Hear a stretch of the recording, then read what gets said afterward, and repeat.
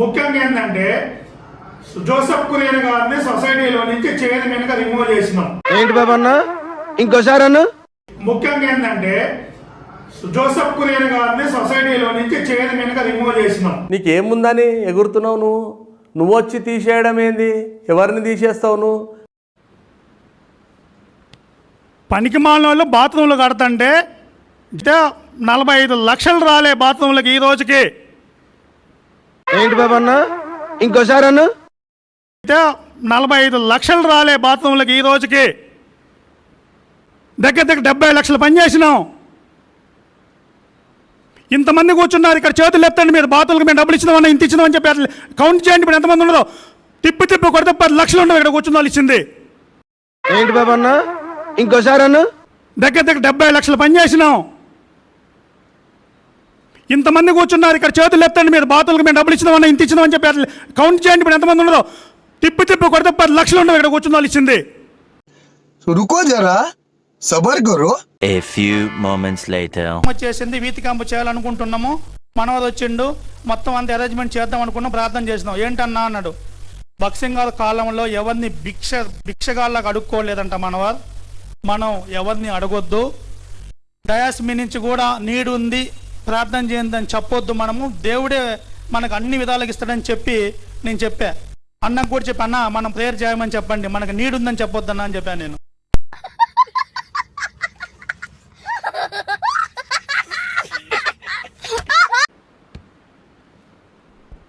చెత్త మాటలన్నీ డబ్బులు ఇచ్చినాం అని.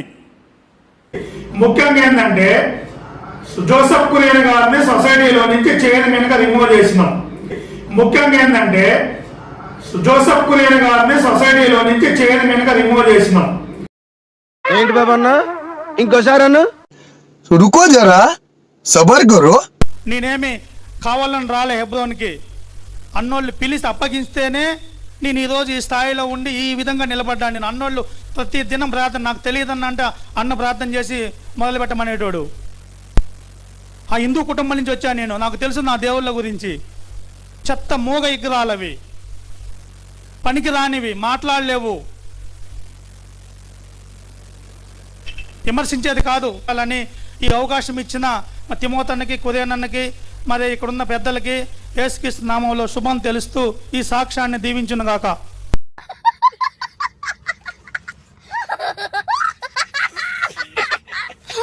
నీకేముందని ఎగురుతున్నావు నువ్వు వచ్చి తీసేయడం ఏంది?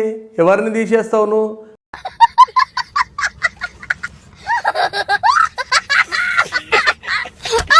Brain sir, I'm just questioning you. మీకెందుకు ఇది మీకు అర్థం అవుతలేదు? మీ గ్రహింపుకి ఎందుకు వస్తలేదు? స్టీవెన్ చిన్నప్ప గారు అయితే నేను చెప్పలేను, ఆయనకు అర్థమవుతుందో అర్థం కాదు. అర్థం కాకపోయినా దబాన్ చేస్తాడు ఆయన మనిషి. రైట్ లేనప్పుడు మాట్లాడతారు ఏందండి? ఈ చారి ఏంటంటే ఈ హెబ్రోన్ని తన సొంత ఎస్టేట్గా వాడుకున్నాడు. సిస్టర్స్ క్వార్టర్స్ని లాక్ వేసిండు. ఆ సిస్టర్స్ క్వార్టర్స్ లోపల ఆయన మన్మరాళ్ళు ఆడుకుంటారట. ఏంటి బాబు అన్న ఇంకోసారి అన్న? లోపల ఆయన మన్మరాళ్ళు ఆడుకుంటారట. ఆయన హెబ్రోన్ కార్లు ఎత్తుకపోయినావు, నువ్వు ముందు కార్లు తీసుకొచ్చి పెట్టు.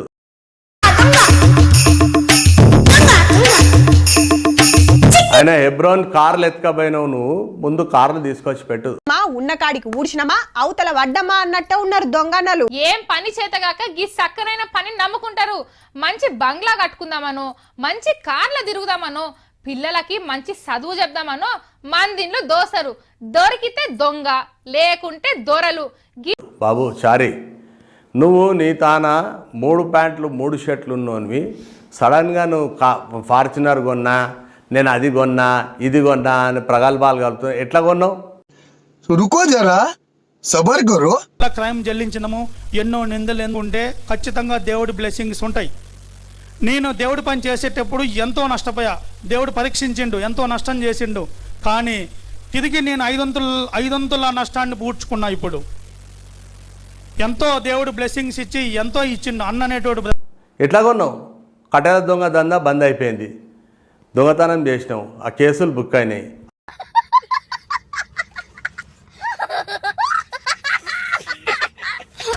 ఆ కేసులు అట్లనే ఉన్నాయి. మళ్ళా 9 నెలలు శిక్ష అనుభవించింది, అయిపోయింది.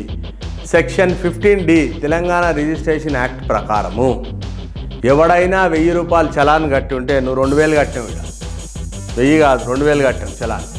తర్వాత ఇంకొకటి చెప్తా, ఎవడైనా 1 నెల ఇంప్రిజన్మెంట్ అంటే 9 నెలలు ఇంప్రిజన్మెంట్ పడ్డ సుప్రీంకోర్టు ఆర్డర్ ఉంది. నువ్వు ఒక కోర్టులో పోయి చెప్తావు నేను ఈ శిక్ష అనుభవించలే, మళ్ళీ సాటుకు వచ్చి చెప్తావు నేను అనుభవించేసిన అండర్ ట్రయల్ పోయినా అంటావు.